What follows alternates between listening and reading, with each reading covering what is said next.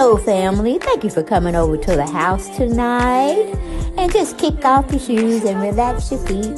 Party on down to the SK beat. We're kicking, just kicking, just kicking. Okay, you don't come to another episode where we're going to be asking the question of, why you telling my business?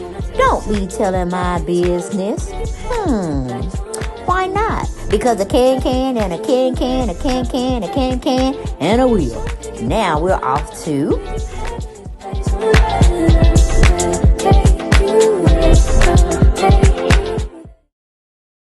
Hello everyone, and welcome back to the channel.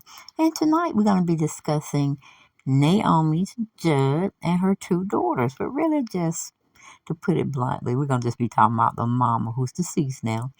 And I think WyonnaJudd is the oldest. Honey, baby, it could have been her mental illness to make her do such a despicable thing.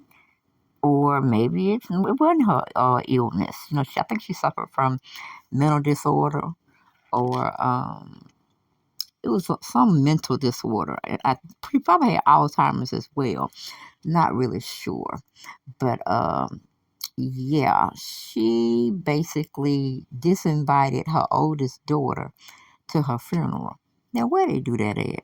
Where do they do that at? And I'm hoping, well, it didn't happen the way Naomi wanted it to happen, but she wanted WyonnaJudd to be not at her wedding, to not be present, to go somewhere other than coming to her funeral. Now, I don't know what the comings and goings was about when she wrote the suicide letter. She probably wasn't in her mind, to tell you the truth. But then again, maybe she was in her mind. And she just didn't want her daughter at her funeral, period. Maybe she did something to her that we don't even know about. But we're not going to really talk bad about the dead because they ain't here to defend themselves. But we're just going to tell you what the deceased person had wanted to happen. And we get the article from page 6.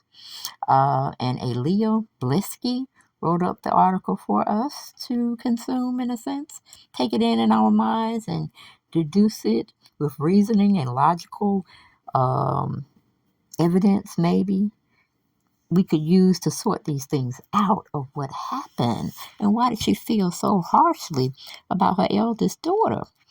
Okay, but we're going into it. She titled it WyonnaJudd's Final Note Revealed. Do not let Wyonna come to my funeral. WyonnaJudd wrote in what appears to be her chilling suicide note that she did not want her mentally ill daughter, WyonnaJudd, to attend her funeral. Radar Online obtained a photo of the message written on a yellow Post-it note from the Williamson County Sheriff's Office in Tennessee on Tuesday. Now, who leaked this information? Who leaked this information to the blogs or the social media outlets and put them on Front Street blast? But anyway, it said, do not let Wyonna come to my funeral. The note read, she is mentally ill. The word not was underlined. So she meant them words, y'all. She meant them words, but they said it was underlined, indicating how strongly Naomi allegedly felt about banning Wyonna from her services. A source close to Wyonna told the outlet that she is crushed by her mom's last words. Wyonna knows better than anyone the mental struggles Naomi went through, but it just crushed her to think that her mom's dying wish or thoughts were so vicious, a friend said. The Judd family declined to comment on the apparent suicide note when reached out by page 6. The country music icon died from self-inflicted gunshot wound in April 2022 at the age of 76. She had struggled with her mental health for several years. In August, an autopsy report from the Nashville Medical Examiner's Office revealed that Naomi had been found unresponsive in her home by family and was pronounced dead shortly after being rushed to a nearby hospital. Well, I guess if you would take a gun and point it to your head, I don't think you would have made it. But stranger things have happened. Okay, we got Winona, who performed with Naomi in their country music duo, the Judds, opened up in May about the heartbreak of losing her mom. I do know that the pain of losing mom on April 30th to suicide is so great that I often feel like I'm not ever going to be able to fully accept and surrender to the truth that she left the way she did. This cannot be how the Judd story ends, she wrote on Instagram at the time. Winona, 58, added that she needed to work on herself to avoid mental health and addiction struggles that have plagued her family. I really do know that I'm not able to do this grieving thing all by myself and that it's okay to reach out for help. I will continue to fight my faith. I will continue to I will continue to fight for my faith, for myself, for my family, and I will continue to show up and sing, she wrote. Winona paid tribute to her mom at the 2022 Country Music Awards in November, telling the audience these past 6 months have been a time to grieve and a time to be grateful. But rumors of a family feud swirled when Winona and her sister Ashley Judd were left out of their mom's will. Winona denied claims that she was fighting with Ashley, 54, in October. Someone told me while I was at Ashley's house, "Hey, did you know that they're saying this about you?" I went, "Huh? I'm fighting with Ashley? Oh, again?" She told people. Fighting over what I have such a great life. Ashley has a great life. Why would we be fighting over the wheel?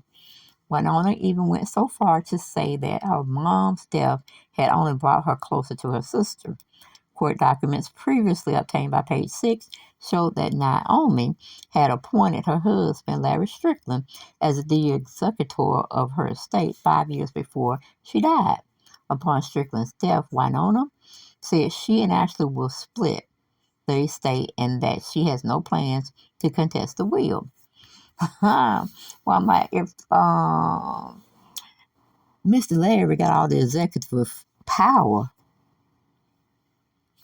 how do you know, Winona, that you and Ashley is going to split it, straight down the middle? What's going to happen to Larry? Don't he get a little piece of the pie? I mean, he actually had to put up with your mama and all her comings and goings with her mental illness. He was right there like a rock. Was always there to take her here, there, and everywhere. So I tell you, I don't know, these celebrity children and their parents. Boy, what can we say, people? What really can we say? We can't say nothing. We're in the same boat. We just not celebrities. We got kids killing their parents. We got parents killing their kids. I mean, when will the madness stop? And if both of them really knew and felt that their mom did suffer from mental illness, they know they cannot trust everything that that person is saying. You see what I'm saying? Because sometimes they really do be out of their minds and they do not know the present from reality. You know? They be floating in some other world